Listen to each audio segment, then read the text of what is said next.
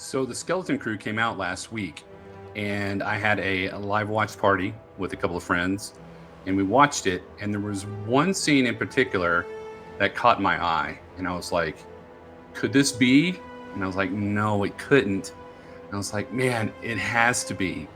So the scene I'm talking about is when Niels, the little elephant guy, his two twin siblings are sitting at a couch watching this hologram, and these little things are prancing around as holograms. And if you saw the Skeleton Crew, you know what I'm talking about. And if you're an older Star Wars fan like I am, you probably know what it's from.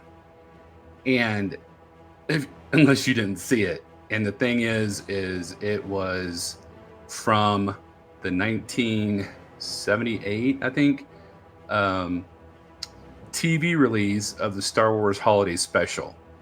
They had this one part where Chewbacca's son, I think, was watching these holograms play around with this like futuristic music, which was futuristic back in the day of 1978.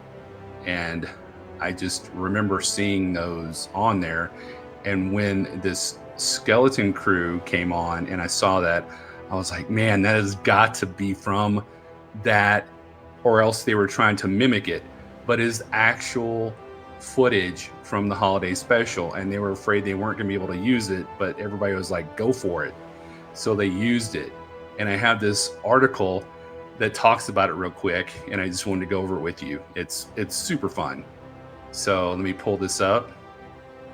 So there we see Neil's two siblings watching the little 3D images dance and prance around. And it says about that circus hologram in Star Wars Skeleton Crew. Amid the thrills and adventure of Star Wars Skeleton Crew's exciting first episode, one scene summoned a deep-seated memory among some Star Wars fans, a memory that beckons from a very long time ago and far, far away. When Wim finds Neil's siblings sitting around their home's holo table, viewers might recognize the flamboyantly dressed performers in the holographic circus troupe and perhaps the music that accompanies their dancing, juggling, and tumbling acts. Yes, this is the same holographic circus performance seen in 1978's The Star Wars Holiday Special. Yeah, my stomach kind of clenched when I saw that. I was like, man, there's no way. The circus hologram, used as a playful pastime for youngsters in the holiday special, serves the same purpose in Skeleton Crew and was painstakingly recreated from the 1978 original. The obscure inclusion became a bit of a passion project for show creators John Watts and Chris Ford. I was worried at some point that we were going to get a call that you can't do that, but everyone was into it, says Watts. I was really surprised. So I was wrong. It is actually a recreation, but they did it step by step to create it exact as it was in the holiday special. That's fantastic. There are the performers. The holiday special circus scene is a deep cut, to be sure, but one that both Watts and Ford found endearing and perfectly suited to Skeleton Crew's adventurous spirit and allure of the unknown. For me, it's this thematic thing for the show because for us as kids, we grew up with a certain amount of Star Wars, but you always wanted to know more. You always wanted to find out stuff, says Ford, referring to the obscure nature of the 1978 televised special. So it was 1978. And so that's the feeling our characters have going into the Star Wars universe. It fits. While Watts and Ford hoped they could simply use the hologram elements from the 1978 original, they quickly discovered that wouldn't be an option. It was shot such a long time ago, the angles were all wrong, explained Watts. So we went and got the original wardrobe sketches and rebuilt all the costumes from scratch. Wow. The amazing thing about recreating that moment was how much work it took, adds Ford. The costumes originally created by fashion designer Bob McKee were reconstructed down to the finest detail by Skeleton Crew costume designer Louise Mingenbach, using reference material found at Skywalker Ranch. Oh my goodness. Getting the costumes made was just part of the battle, however, since both the performances of the players as well as the music would have to be matched. Our stunt coordinator, Colin Fallenwider, had been in the Cirque du Soleil for many years, so he's the lead dancer, says Watts. We gave him all the old footage, and it was his job to get a troupe of dancers together, re-choreograph it, and try to recreate it. Along with stunt coordinator Colin Fallenwider's green ringleader character, stunt performers Jack Calvin, Elizabeth Carpenter, and Chris Silcox rounded out the Orange Juggler and Red Tumblers troupe.